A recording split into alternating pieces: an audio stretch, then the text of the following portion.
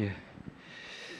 오늘 화요 시간은 특히 이제 우리 씨 뿌리기 전 봉사단 우리 장로님들과 또 여러 집사님들이 함께 하셔서 시간이 더 풍요로운 것 같습니다. 지난 월요일부터 이제 오늘까지 내일 모레 이제 목요일까지인데요. 계속되는 이 봉사 활동에 하나님의 선한 도우심이 함께 하시고 또 여러분들의 아름다운 헌신과 봉사를 통해서 만나는 영혼들 속에 귀한 영혼의 열매가 맺혀지는 귀한 역사가 있게 되기를 주님의 이름으로 축원합니다. 다시 한번 교회를 대신해서 진심으로 감사를 드립니다. 우리 봉사단원들의 헌신 속에 하나님의 더 큰 축복이 함께 하시기를 간절히 바랍니다. 이제 화요일 시간은 저희들이 이제 주님이 가르쳐 주신 주기도문 강해를 이제 저희들이 듣고 있습니다. 오늘은 6번째 시간인데요. 먼저 우리 본문 말씀 같이 교독하시겠습니다. 제가 먼저 읽습니다. 그러므로 너희는 이렇게 기도하라. 하늘에 계신 우리 아버지여, 이름이 거룩히 여김을 받으시오며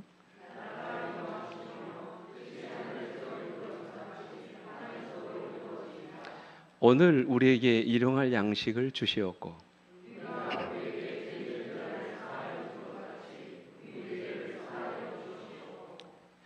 13절 같이요. 시작. 우리를 시험에 들게 하지 마시옵고 다만 악에서 구하시옵소서. 나라와 권세와 영광이 아버지께 영원히 있사옵나이다. 아멘. 아멘.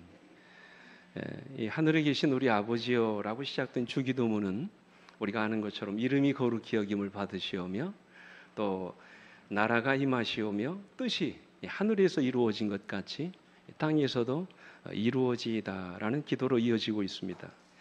이것은 우리가 배운 것처럼 우리의 기도의 우선순위가 누구에게 있어야 함을? 하나님께 있어야 함을 우리에게 가르쳐 주신 것입니다. 기도만 하면 자신에게 필요한 것만 구하고 끝내버리는 그런 이기적인 기도가 아니라 가장 먼저 하나님의 이름과 그분의 나라와 뜻이 이루어지도록 기도하는 것, 이것이 기도하는 우리의 우선적인 관심이 되어야 할 것을 말씀하셨습니다. 왜 그럴까요? 왜 하나님에 대한 것들을 우리가 먼저 기도해야 한다고 생각하십니까? 인간의 필요를 뒤로 미루고 하나님의 요구와 그분의 역사를 먼저 우리가 기도해야 되는 이유가 뭘까요? 혹시 여러분 생각해 보셨나요? 그것은 바로 그것이 우리가 기도하는 이유이고 기도하는 목적이기 때문에 그렇습니다. 기도는 다시 말씀드립니다. 우리가 원하는 것을 얻어내는 수단이 아닙니다. 다시 말씀드립니다. 기도는 우리가 원하는 것을 얻어내는 수단이 아니에요. 기도는 하나님의 뜻이 이루어지게 하는 것입니다. 우리의 기도를 통해서 하나님의 나라가 임하고 그분의 이름이 거룩히 여김을 받으시게 하는 것이 그게 진짜 기도예요. 그러므로 우리에게 필요한 것은 기도를 통해서 우리가 원하는 것을 얻어내는 것이 아니라 하나님이 주시는 응답을 신뢰할 수 있는 믿음을 가지셔야 돼요. 그래서 우리는 기도할 때마다 자주 이렇게 물어야 합니다. 나는 과연 내가 하나님께 기도한 것을 얻기를 원하는가? 아니면 하나님이 내게 주시는 것을 받기를 원하는가? 한번 여러분 기도 생활을 한번 돌아보시겠습니까? 나는 내가 하나님께 기도로 요청한 것을 받기를 원하는가? 아니면 하나님이 정말로 내게 주시기를 원하는 것을 내가 받기를 원하는가? 비슷한 것 같지만 전혀 다릅니다. 그래서 하나님께서는 우리의 관심과 우리의 모든 기도가 하나님께 먼저 가 있을 때 하나님께서 우리에게 어떤 축복을 주신다고 말씀하셨냐면 영감회가로 이렇게 말씀하세요. 하나님의 사업을 첫째의 관심사로 삼을 때 그대는 자신에게 필요를 공급해 달라고 요청할 수 있다. 만일 자아를 버리고 자신을 그리스도께 바치면 그대는 하나님 가족의 일원이 되고 아버지의 집에 있는 모든 것이 그대를 위한 것이 된다. 그 다음 말씀이 너무 은혜로워요. 현세와 내세를 막론하고 하나님의 모든 보화가 그대에게 열려진다 그랬어요. 여러분 언제 그렇게 된다고요? 우리의 자아를 버리고 자신을 그리스도께로 바치게 될 때, 다시 말하면 나 중심의 기도가 아니라 하나님 중심의 기도를 드리게 될 때 우리는 하나님 가족의 일원이 되고 아버지의 집에 있는 모든 것이 다 우리의 것이 된다고 말씀을 하세요.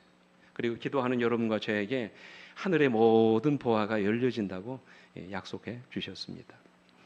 지난 1979년 11월 4일 이란 주재 미국 대사관의 외교관과 민간인 무려 63명이 444일 동안 구금되는 그 인질 사태가 일어났습니다. 혹시 오래되신 분들이 이 사건을 기억하실지 모르겠습니다. 일명 독수리 발톱 사건이라고 하는 그런 사건인데요. 무려 63명이 444일 동안 억류 구금됐습니다. 미국 정부는 이들을 구출하기 위해서 특공대를 파견했지만 실패하고 구하지 못했습니다.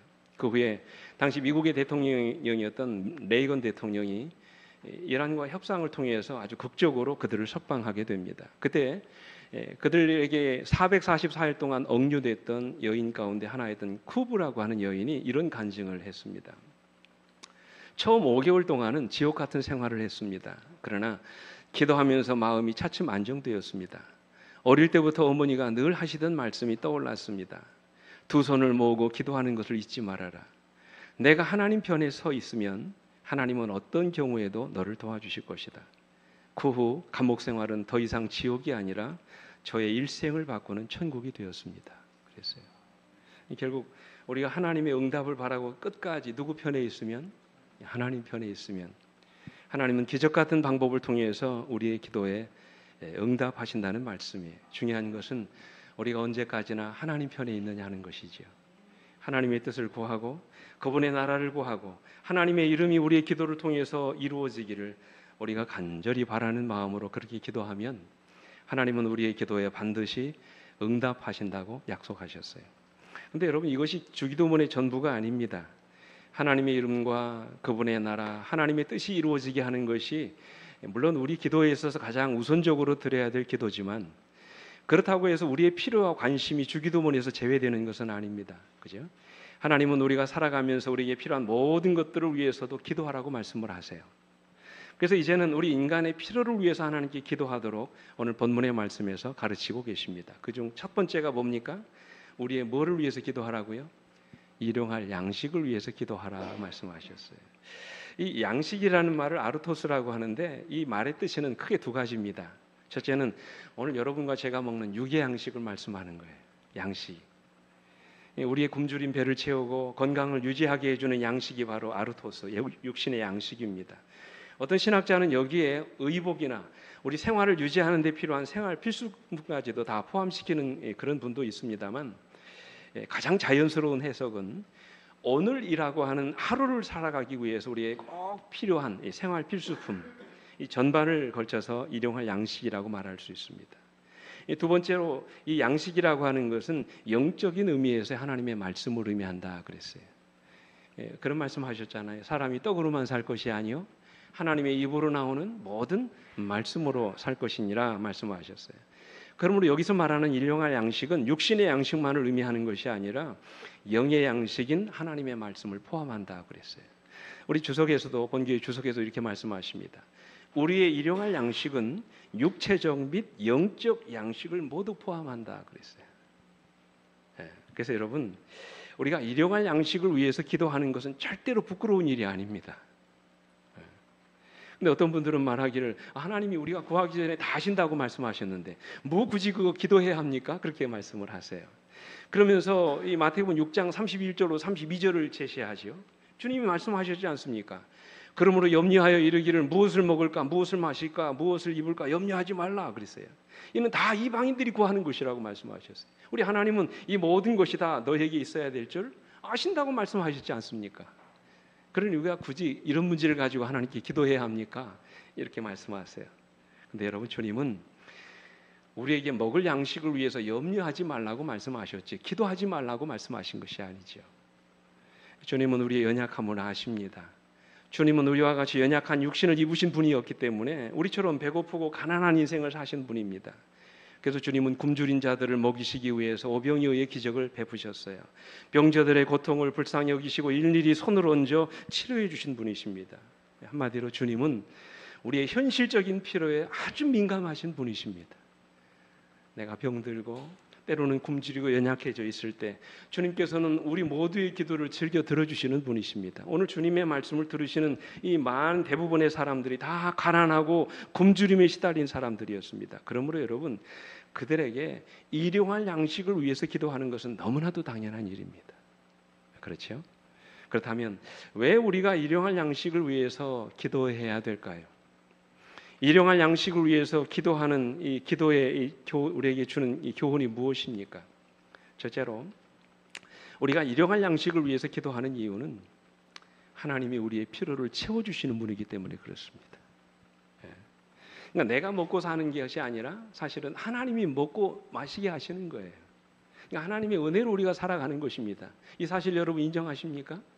내가 잘나서 먹고 사는 것이 아니에요. 하나님이 먹여주시는 것입니다. 그런데도 그러므로 우리는 우리가 믿는 하나님께 우리의 굶주림과 결핍을 고백하고 기도하게 되는 것입니다. 우리 시편 기자는 이렇게 말씀하셨죠. 같이 한번 읽어볼까요? 시작. 모든 육체에게 먹을 것을 주신 이에게 감사하라. 그 인자하심이 영원하미로다. 이게 모든 육체에게 먹을 것을 주시는 분이 누구세요? 하나님이십니다. 그분께 구하라는 것이래요. 하나님이 주실 때 우리는 먹고 마실 수가 있습니다. 하나님이 주지 않으시면 먹을 수도 없고 생명을 유지할 수도 없습니다. 그러니까 우리가 필요한 모든 것이 다 하나님으로부터 온다는 사실이에요. 하나님은 이런 사실을 아주 뼈저리게 가르치시려고 이스라엘 백성들을 어디로 인도하셨습니까? 광야로 인도하셨어요. 여러분 잘 아시는 광야에서 그들에게 매일같이 뭐를 먹게 하셨어요? 만나를 먹게 하셨어요. 이 출애굽기 16장 4절에 있는 말씀 보시면 그 사실을 이렇게 말씀하세요. 그때 여호와께서 모세에게 이르시되 보라 누가요? 자 누가요? 내가 누굽니까? 하나님이지요. 내가 너희를 위하여 하늘에서 양식을 비같이 내리리니 백성이 나가서 일용할 것을 날마다 거둘 것이니라 그랬어요. 여러분 어떻게 하라고 그랬어요? 너희들이 거둘 것을 어떻게 거두라고요? 날마다 거두라고 말씀하셨어요. 그러니까 매일 아침마다 나가서 만나를 거두게 하셨습니다. 왜 그렇게 하셨을까요? 저는 말씀을 준비할 때마다 자주 이게 왜라고 하는 질문을 던집니다. 왜 그렇게 하셨을까? 한꺼번에 다 주시면 안 됩니까? 한꺼번에 한 달치를 다 거두게 하시면 안 되나요? 적어도 여러분 일주일분을 한꺼번에 주시면 안 되나요? 근데 성경에 보면 그렇게 되지 않았죠. 하루가 지나면 다 만나가 어떻게 되게 하셨습니까? 썩게 하셔서 먹지 못하게 하셨어요. 그래서 그들은 날마다 만나를 거두게 하셨습니다. 왜 그렇게 하셨을까? 왜 하나님이 날마다 그들로 하여금 만나를 거두게 하셨을까? 여러분 이유가 뭐라고 생각하십니까? 그 이유는 우리가 하나님의 은혜로 살아가는 자들임을 잊어버리지 않게 하시기 위해서 그래요. 그들이 매일 아침마다 그날 먹을 만나를 거두면서 무슨 생각을 했을까요? 우리가 매일같이 하나님의 은혜를 공급받으며 살아야 하는 그런 존재임을 아마 매일 깨달았을 것입니다. 하나님의 은혜가 아니면 단 하루도 살아갈 수 없는 나약한 존재임을 그들이 깨달았을 것입니다. 여러분 생각해 보십시오. 우리가 하나님으로부터 받지 않은 것이 무엇입니까? 우리가 입고 먹고 살아가는 모든 것들이 다 누구로부터 온 것이에요? 하나님이 주신 것들이에요. 그분이 우리에게 선물로 주신 것들입니다. 믿으십니까? 하나님이 우리에게 생명을 주셨어요. 우리의 모든 필요를 채워주십니다. 우리에게 재물 얻을 능력을 주십니다. 때로는 햇볕과 비를 내려주십니다. 하나님이 때를 따라 곡식과 열매들을 자라게 하십니다. 하나님은 우리에게 구원과 영생을 주십니다. 심지어 당신의 하나밖에 없는 독생자까지도 우리에게 주신 분이세요. 하나님은 우리 인간의 구원을 위하여 자신의 생명까지도 아낌없이 내어주신 분이세요. 그래서 바울은 사도행전 17장 28절에서 뭐라고 말씀하세요? 우리가 그를 힘입어 살며 기동하며 존재하느니라 말씀하셨어요. 하나님이 우리를 살게 하시기 때문에 우리가 살아있는 거예요. 하나님이 우리에게 먹을 양식을 주시기 때문에 우리가 먹을 수 있는 것입니다. 우리가 살아가는 모든 것들이 다 하나님의 은혜라는 말씀이에요. 그래서 영감의 글은 이렇게 말씀하십니다. 하나님께서는 사단이 에덴 동산에서 최초의 부부에게 한 것처럼 교활한 방법으로 그대를 유혹하지 못하도록 그대의 귀중한 재산을 그대에게 일임하지 않으신다. 중요한 말씀이에요. 그 다음 말씀 보십시오.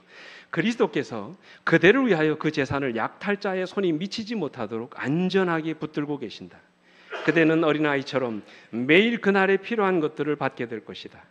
매일 우리에게 일용할 양식을 주옵소서 하고 기도해야 한다. 그래서 한꺼번에 주지 않으십니다. 매일 하나님께 기도하게 하세요. 하나님으로도 받게 하십니다. 그렇게 하면 빌립보 4장 19절의 말씀처럼 하나님이 그리스도 예수 안에서 그 풍성한 대로 우리의 모든 쓸 것을 채워주신다고 말씀하셨어요. 영감의 글에도 보면요, 그리 시냇가에 있는 엘리야를 먹이기 위하여 까마귀를 보내신 하나님께서는 당신의 성실하고 헌신적인 자녀들 중 한 사람도 버리지 않으실 것이다. 여러분 약속을 믿으십니까? 오늘 하나님께서 약속의 말씀에 따라 여러분의 모든 필요를 채워주실 것을 믿으십니까? 그래요. 우리 하나님 그런 분이십니다. 오래전에 쓰여진 책인데요. Hey God이라는 책이 있습니다. 하나님 안녕 그런 뜻입니다. 이 책은요. 프랭크 포글리오라고 하는 사람이 자기 어머니에 대한 그 이야기를 실질적으로 이게 적은 실화를 담고 있는 이야기입니다. 이 지은이의 부모님은 어디에서 오신 분이냐면 이탈리아에서 미국으로 이주해 오신 이민자의 가족입니다. 그들이 미국에 와서 아버지가 할 일이 없으니까 철도 노동자로 일을 했습니다. 뭐 우리나라도 그렇지만 막노동을 하는 가족들이 여유가 있지 않잖아요. 늘 가족이 어렵습니다. 먹을 것이 그렇게 넉넉하지가 않습니다. 봉급이 그렇게 많지 않았어요. 그래서 먹고 사는 것이 굉장히 큰 일이었습니다. 근데 가족들이 몇 가정이나 됐냐면 7가정이나 됐습니다. 얼마나 어려웠겠습니까? 근데 그 집안의 어머니는 아주 독실한 그리스도인이었습니다. 여러분 이태리 사람들이 뭘 제일 좋아하시는 줄 아세요? 스파게티를 제일 좋아합니다. 로마에 가면 제일 먼저 먹는 게 스파게티입니다. 근데 어느 날 저녁에 스파게티를 먹어야 하는데 재료가 1인분밖에 없더랍니다. 가족은 몇인데? 7인데 1인분밖에 없더라는 것입니다. 어떻게 하나? 한 사람도 먹기 부족한데 이걸 어떻게 하나? 나눠 먹어야 되나? 아니면 한 잔만 먹게 해야 되나? 근데 남편이 돌아오는데 친구를 4명씩이나 불러왔더랍니다. 그리고는 말하기를 여보 오늘 저녁 맛있게 배불리 좀 먹게 해줘요 그러는 거예요. 남편에게 가서 자기 집 양식이 떨어졌다고 말할 수도 없고 남편 성격이 아주 불같은 성격이라 잘못 말했다가는 한 대 맞을 것 같은 거예요. 그래서 어떻게 할까 고민하다가 이 어머니가 아주 신실한 기도의 사람이었습니다. 그는 하나님의 말씀을 읽던 말씀을 성경을 그대로 이제 주방으로 가지고 와서 1인분밖에 되지 않은 스파게티를 성경 위에 올려놨습니다. 그리고는 하나님 앞에 기도했답니다. 어떻게 기도했냐면 이렇게 기도했습니다. 주여 제게 오병이어의 기적을 행하여 주옵소서. 우리 가정에 먹을 양식을 공급해 주옵소서. 광야에서 이스라엘 백성들을 먹이셨듯이 오늘 우리 집에 만나의 기적을 베풀어 주옵소서. 그렇게 기도했답니다. 그리고는 정말 믿음대로 1인분인 스파게티 재료를 넣어서 냄비에 넣고 끓였습니다. 아들이 옆에서 보니까 얼마밖에 되지 않아요? 한 주먹밖에 되지 않은 것입니다. 저것을 어떻게 고칠까 고민이 되는 것입니다. 도저히 그 1인분 스파게티를 가지고 그 많은 식구를 먹일 수 없을 것 같아요. 근데 어머니는 믿음으로 스파게티 접시를 11개 꺼내 놓았습니다. 여러분 생각이 드십니까? 여러분 그 모습이 생각나세요? 먹을 것은 몇 인분밖에 없는데 1인분밖에 끓이지 않고서는 접시를 몇 개나 놨어요? 11인분 11개를 넣은 것입니다. 그리고는 끓여서 스파게티를 건져 놓는데 건져서 접시에 내놓으면 스파게티 면이 그대로 냄비에 남아있는 거예요. 건져서 내놓고 무려 11개의 접시에 다 채웠습니다. 그리고 그날 온 가족과 손님들까지 배불리 먹고도 남았다는 이야기입니다. 그야말로 여러분 오병이어의 기적이 이루어진 것입니다. 사랑하는 성도 여러분, 하나님은 지금도 우리의 삶에 필요한 모든 것을 채워주시는 분이십니다. 우리가 먹고 살기 어려운 문제로 힘들어할 때 하나님은 우리의 필요에 따라 우리의 먹고 살아갈 수 있는 모든 것들을 채워주십니다. 그러므로 우리는 날마다 일용할 양식을 위해서 기도하셔야 돼요. 그날의 필요를 채워주시도록 하나님의 은혜를 구하셔야 합니다. 둘째로 우리가 일용할 양식을 위해서 기도해야 되는 이유는요, 반대로 우리 마음에 불필요한 염려와 욕심을 버려야 하기 때문에 그렇습니다.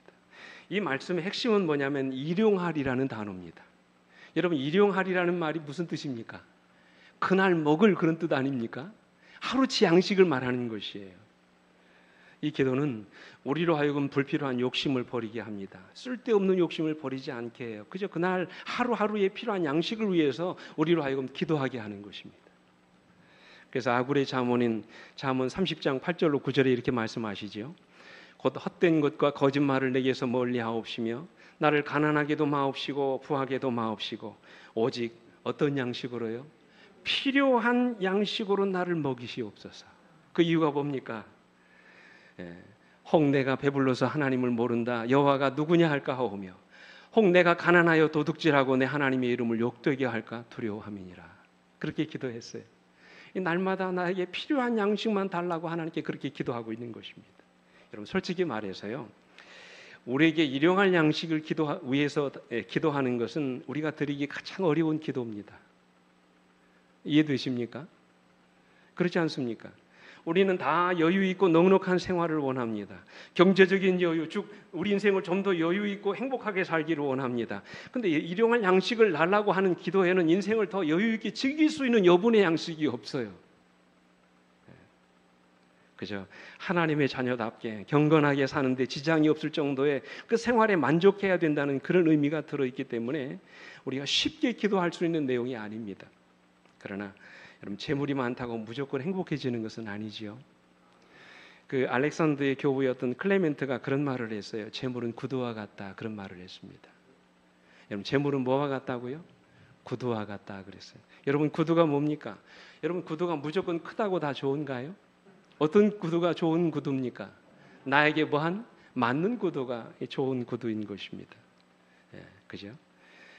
재물이 많기 때문에 무조건 좋은 것이 아니라는 것이죠. 자기 분수에 맞아야 된다는 것입니다. 사치스럽게 산다고 무조건 행복해지는 것이 아니라는 말씀이에요.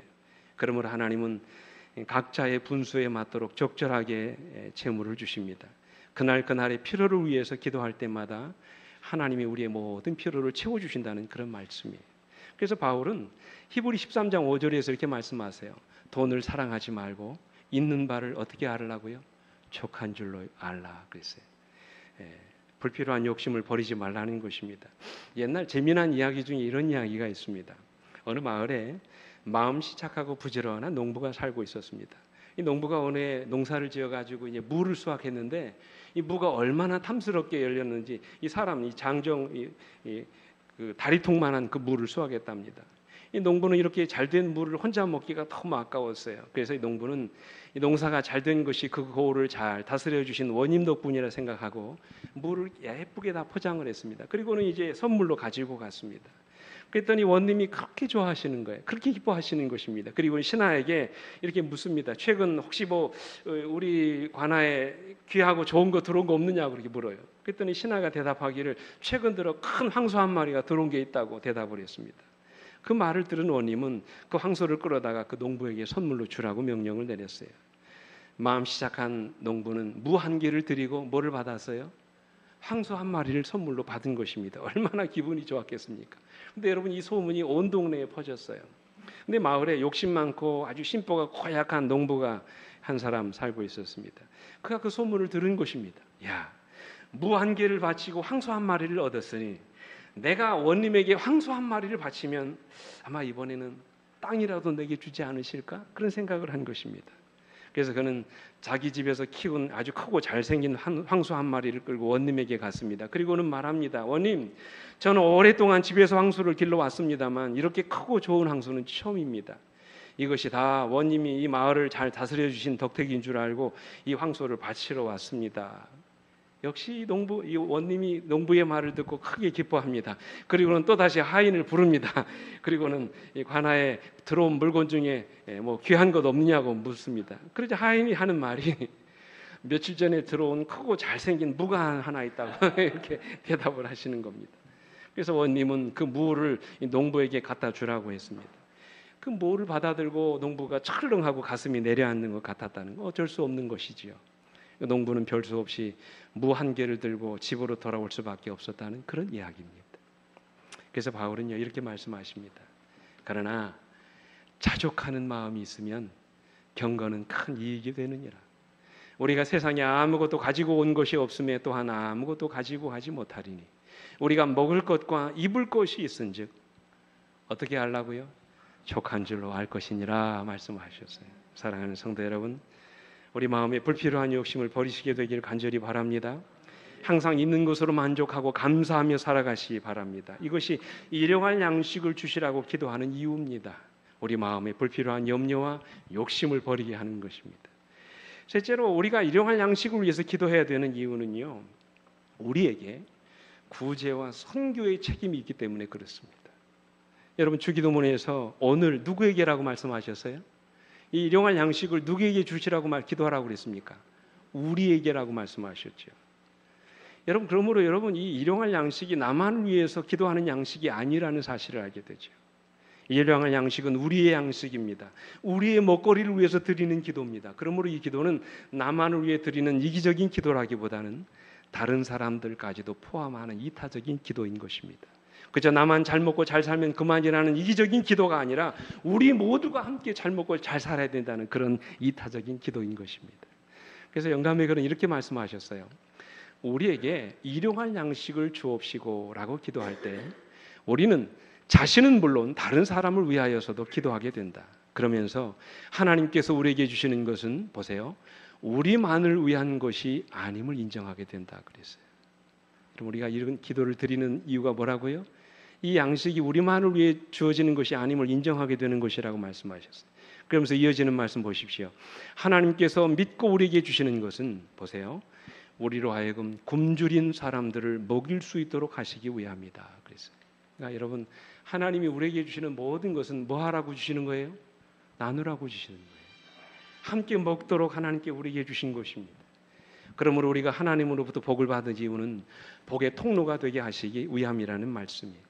우리 한 사람 한 사람을 통해서 하나님의 축복이 더 많은 사람들에게 나누어지게 해달라고 우리가 그렇게 기도하는 것입니다. 그래서 여러분, 오늘 우리에게 일용할 양식을 주옵시고 라고 하는, 이렇게 기도하는 것은 하나님께로부터 받은 이 복을 더 많이 뭐하게 해달라고요? 나누게 해달라고 기도하는 것입니다. 오늘 여러분이시여, 여러분이 받은 복이 무엇입니까? 그것이 재물이든 재능이든 시간이든 무엇이든지 여러분의 이웃과 더불어 받은 복을 나누고 살아가시게 되기를 간절히 바랍니다. 그리고 특별히 여러분, 우리가 받은 일용할 양식은 육적인 양식뿐만 아니라 뭐까지도 포함한다고 그랬어요? 영적인 양식까지도 포함한다고 말씀하셨어요. 그러면 여러분, 이 영적인 양식을 나누라고 하는 이 말씀은 뭡니까? 우리에게 선교의 책임까지도 말씀하시는 것입니다. 우리가 깨달은 복음을 듣지 못하는 사람들에게 나누어 주어야 하는 선교적인 책임까지도 동반하는 기도인 것입니다. 여러분은 과연 소망 없이 죽어가는 불쌍한 이웃들에게 여러분이 깨달은 복음을 얼마나 나누어 주고 사십니까? 주기도문에서 일용할 양식을 달라고 기도하는 것은 우리에게 구제와 함께 선교의 책임을 깨우쳐 주시는 말씀임을 기억하시게 되기를 간절히 바랍니다. 그래서 우리가 전하는 복음을 듣지 못한 더 많은 사람들에게 우리가 알고 깨달은 이 복음을 나누고 전하며 살아가는 우리 모두가 되기를 간절히 바랍니다. 이제 마지막으로요, 우리가 일용할 양식을 위해서 기도해야 되는 이유는요, 이미 말씀드린 것처럼 우리에게 생명의 양식인 하나님의 말씀과 예수 그리스도가 필요하기 때문에 그렇습니다. 영감의 글은 마지막으로 이렇게 말씀하십니다. 일용할 양식을 위한 기도에는 육신을 지탱해 줄 양식뿐만 아니라 영혼에게 영양을 공급하여 영생하게 할 영적 양식도 포함되어 있다. 예수께서는 썩는 양식을 위하여 일하지 말고 영생하도록 있는 양식을 위하여 하라고 명령하신다. 그분께서는 또 나는 하늘로서 내려온 산떡이니 사람이 이 떡을 먹으면 영생하리라고 말씀하신다. 우리 구주는 생명의 양식이시다. 그러므로 우리는 그분의 사랑을 바라보며 그것을 심령 가운데 받아들임으로써 하늘에서 내려온 양식을 먹게 된다 그랬어요. 여러분, 여기서 생명의 양식이 누구라고 그랬어요? 예수 그리스도라고 말씀하세요. 근데 여러분, 생명의 양식을 먹는다는 말이 성경에서 뭐를 의미하는 줄 아세요? 그분을 믿는다는 말이에요. 근데 여러분, 우리가 그분을 어떻게 믿습니까? 우리가 그분을 어떻게 우리 마음에 받아들일 수 있는가요? 영감의 글은 이렇게 말씀하세요. 우리는 하나님의 말씀을 통해서 그리스도를 받아들인다 그랬어요. 말씀을 통해서 주님을 믿게 되는 것입니다. 그러므로 우리는 날마다 하나님의 말씀 속에서 생명의 떡인 주님을 먹을 수 있게 되는 것입니다. 그 속에서 우리를 향하신 하나님의 사랑을 깨닫고 이 험한 세상을 이길 힘과 능력을 얻게 되는 것입니다. 마치 영적으로 죽은 것 같은 내가 매일 주시는 하나님의 말씀으로 살아있게 되는 것입니다. 이런 경험들이 날마다 우리 안에 있어야 된다는 사실이에요. 그 속에서 주님을 만나고 주님이 주시는 생명의 양식을 통해서 우리가 영적으로 살아있는 존재가 될 수 있어야 된다는 것입니다. 날마다 그 문제를 위해서 기도해야 된다는 것이죠. 마치 우리 육신이 양식을 먹지 않으면 살 수 없듯이 우리 영혼이 하나님의 말씀을 먹지 않으면 살아갈 수 없기 때문에 그렇습니다. 우리는 그러므로 매일같이 영의 양식을 먹을 수 있게 해달라고, 그 영의 양식을 통해서 생명을 얻게 해달라고 그렇게 기도해야 된다는 것입니다. 한 이야기만 드리고 말씀을 마치겠습니다. 한 아이가 독일의 한 산골 마을에서 5 형제 중에 막내로 태어났습니다. 한번 잘 들어보십시오. 태어난 지 이 아이가 9개월 만에 이 아이 어머니가 세상을 떠났어요. 얼마나 불행하겠습니까? 아이의 아버지는 목사였지만 교회 일이 너무 바빠서 자녀들에게 관심을 가질 여유가 없었습니다. 결국 이 아이들의 양육은 남의 손에 의해 맡겨져야 됐습니다. 그러다가 이 아이가 5살 되던 때에 이 아이의 아빠가 재혼을 하셨습니다. 이 새 엄마가 들어왔습니다. 근데 참 불행하게도 새 엄마가 자식들을 자기 아이들처럼 키우지 않는 것입니다. 이 어린아이가 어렸을 때부터 어머니의 냉대와 학대 속에서 아주 심한 우울증과 대인기피증 증세가 생겨나기 시작했습니다. 근데 여러분, 이 소녀는 그의 어머니가 주신 성경책을 늘 가까이 했습니다. 소녀는 불우한 가정 환경과 성격 장애를 앓고 있으면서도 매일같이 하나님의 말씀을 한 구절씩 한 장씩 읽으면서 그렇게 살았습니다. 그 말씀 속에서 그는 하나님의 사랑을 발견하게 됐고요.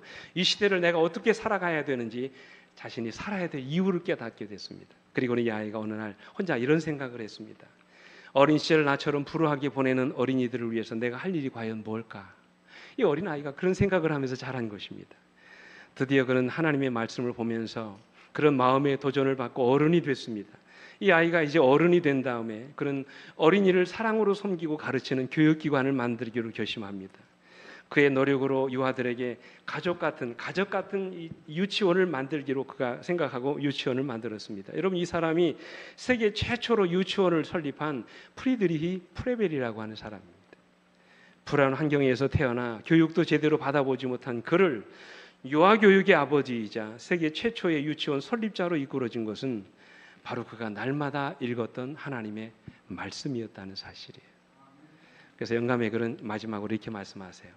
우리는 기도와 하나님의 말씀이 가지고 있는 위대하고 귀중한 진리의 연구를 통하여 그리스도와 이런 교제를 나눔으로써 굶주린 영혼처럼 배부름을 얻고 목마른 자들처럼 생명의 샘에서 생기를 회복하게 될 것이다 그랬어요. 사랑하는 성도 여러분, 하나님의 말씀이 곧 영혼의 양식입니다. 사람이 죽고 살리는 힘이 바로 하나님의 말씀 속에 있다는 사실을 기억하시게 되길 간절히 바랍니다. 그러므로 영혼의 양식인 하나님의 말씀을 통해서 영적인 힘과 생기를 얻도록 날마다 기도하시기 바랍니다. 하나님 주시는 말씀 속에서 매일같이 주님과 교제를 나누고 그분과 더불어 살아있는 영적인 그리스도인이 되시길 간절히 바랍니다. 그것이 여러분 모두의 기도가 되기를 간절히 바라면서 오늘 말씀을 마치도록 하겠습니다. 함께 머리 숙여 기도하시겠습니다. 거룩하신 아버지 하나님, 오늘도 주기도문의 말씀을 통해서 우리 자신의 기도를 돌아보게 하시니 아버지 감사합니다. 우리에게 필요한 육적인 양식뿐만 아니라 영적인 양식이 우리의 삶에 필요함을 이 시간 다시 한번 깨우쳐 주셔서 아버지 감사합니다. 욕심 부리며 살지 않게 하시고 날마다 필요한 양식을 위해서 하나님께 기도할 수 있는 그런 믿음을 갖게 하시며 매 순간 우리 자신이 살아가는 것은 하나님의 은혜 때문임을 깨닫게 하여 주셔서 삶의 어떤 순간 어느 위기의 상황 속에서도 항상 먼저 하나님께 기도하며 하나님으로부터 도움을 구하는 우리 모두가 될 수 있도록 하나님께서 은총을 베풀어 주시옵소서. 사랑이 많으신 우리 구주 예수 그리스도의 이름으로 간절히 기도드립니다. 아멘.